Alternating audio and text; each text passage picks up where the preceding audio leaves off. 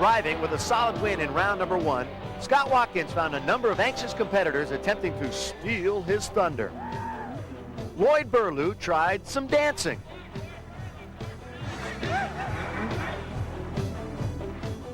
Jeff Kantz does the kamikaze body sub. Rippenkroger rides in reverse.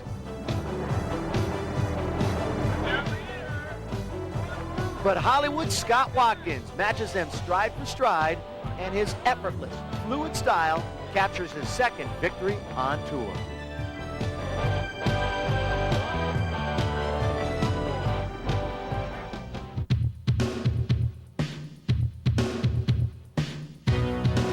In the Super Solo Challenge, 4th place finisher Brent Alcorn posts a time of 24:90. However, David McConnell beats that mark by 42/100ths of a second. But the best times were yet to come, as first-round defender Jeff Jacobs faces off against Chris McCluggage. On their first run, Jacobs posts a 24:19, which is good enough for the lead. However, McCluggage comes back strong on his last run with an impressive 23:94. And the kid beats the champ.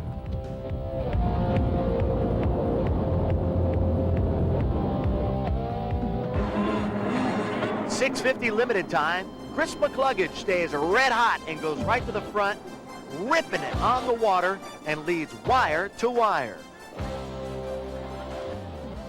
The battle for second pits David McConnell against Frank Romero, with the werewolf stalking and howling and eventually getting the better of it. McCluggage's apparent win is taken away by race directors, however, as the kid mistakenly misses a buoy and is disqualified. Hard-charging Frank Romero is awarded the win. In the women's pro mod, it's Karen Jacobs, the mother of Jeff Jacobs, taking the whole shot, chased by Christy Carlson until Carlson gets hammered. And somebody plowed right into me, and after that, thanks to Arai helmets, I still have a head. About 3 girls banked off the top of my head. Meanwhile, the racing continues. Brenda Burns battles off the field and holds on to second until she gets a big break when Jacobs makes a bad mistake by slamming into the log jump. Burns catches up, but too late, as Jacobs takes the checkered flag and counts her blessings as she shakes off near disaster. Let's hear it for Karen Jacobs! In the men's pro mod with the field on the line and ready to rip, Jeff Jacobs has mechanical problems with his boat. As his crew works feverishly to find the problem and get it back on the water, Jacobs can only watch in frustration as the race begins. Coming off the line and taking the whole shot once again is Hall and Harry Gocher, who is more than happy not to worry about the jammer chasing him down as he did in San Diego. Second place finisher Chad Katona is no challenge, as Hall and Harry goes wire to wire and grabs a victory in Sacramento. Let's take a minute now and see what makes Hall and Harry tick.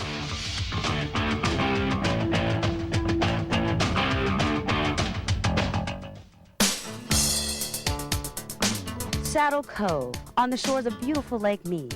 It's a quiet relaxation spot for vacationers. Until Hall and Harry hits the water. Even at his backyard training site near Las Vegas, Nevada, people are noticing a difference in Harry Gocher. Everybody's seen me change. You know, they've seen me go from the punk Harry, the rebel without a cause guy, the bad boy image, you know. Well, I think I've cleaned up the surfaces a bit. I'm just a dude. It's true. Harry's tried to change, but I'll tell you what, that bad boy instinct's still inside of me, you know. I like to go on the track to kick major butt, and I get rowdy still. I wear crazy clothes. I go to concerts. I go to the Scorpions, you know. Rock and roll.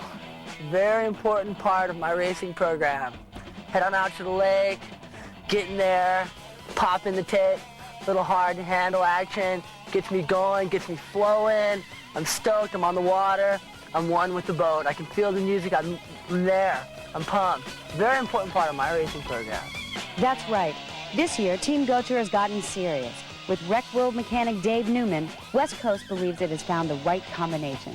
After surviving a near-fatal neck injury, Harry has realigned his goals. Promoting the safety of the sport as well as creating more interest in personal watercraft are right alongside with winning the championship.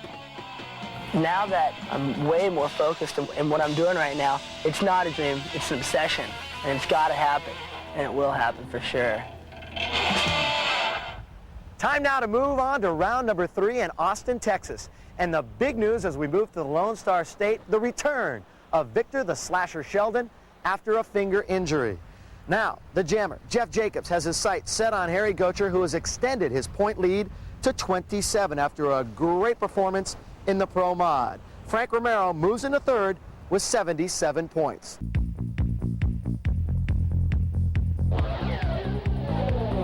To the action we go in the 650 Limited. Everybody's ready to go at the start, and it's Chris McCluggage, Victor Sheldon, and Mike Yelich vying for the hole shot. However, it's McCluggage taking advantage of his pole position to slingshot into the lead, determined to make up for that disqualification in Sacramento. Finishing second is Yelich, followed closely by Frank Romero, who shows remarkable consistency. Meanwhile, the kid finally takes a win in the 650. The ever-pleasing freestyle competition heats up in Austin, with Mark Babin showing off a nice barefoot power move and this clean nose stab, good enough to finish second.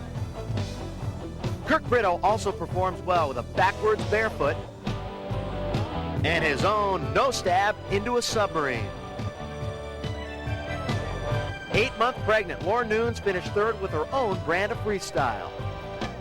But it was Scott Watkins with his sub under the log jump and his fluid style that clinched his third win in as many tries. He makes it look so easy. Tell us about it, Scott.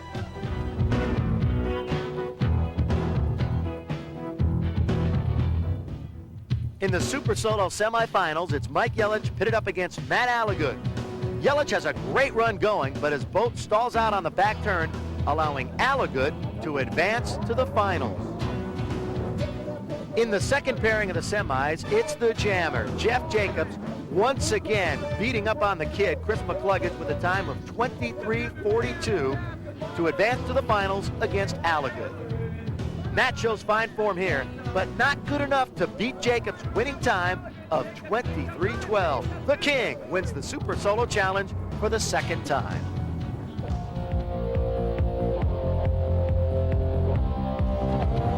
The women's Pro Mod finds Christy Carlson sitting on the pole position with Reagan Cole and Karen Jacobs alongside.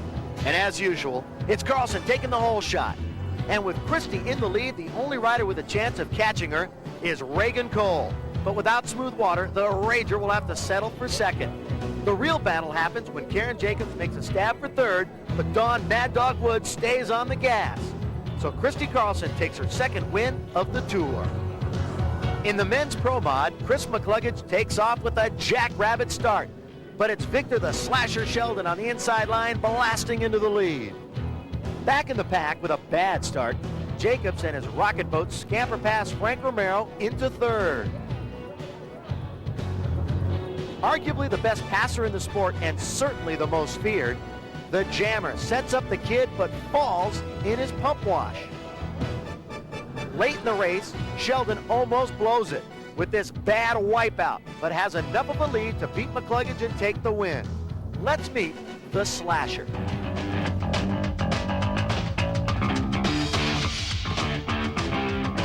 Pro rider Victor Sheldon has a racing style all his own.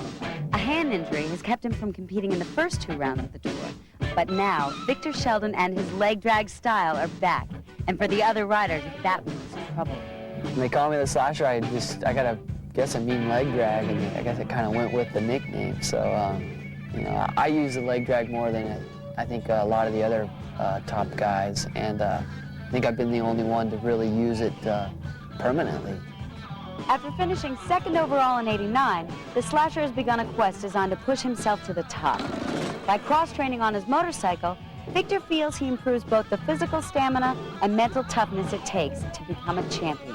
When I ride my motorcycle, it's kind of like you're always thinking, you can't lose train of thought because you can go down real easy.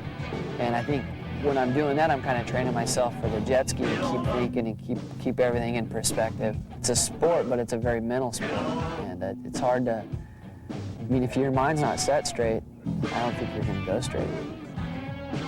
Now the only thing separating Victor from a national championship is four-time winner Jeff Jacobs. Jeff's a hard guy to beat, but you know, he can be beat, and I guess you just got to train harder and just want it more, but if you beat him, you feel really good about yourself because you've accomplished something that not very many people do. Even though he takes his racing seriously, he still finds the sport to be a lot of fun. It's helped me great. I mean, the sport is clean, the people in it are great. There's no negative things about it. It's a great feeling, but you know, just carving through the water 50 miles an hour plus is the biggest high you can get.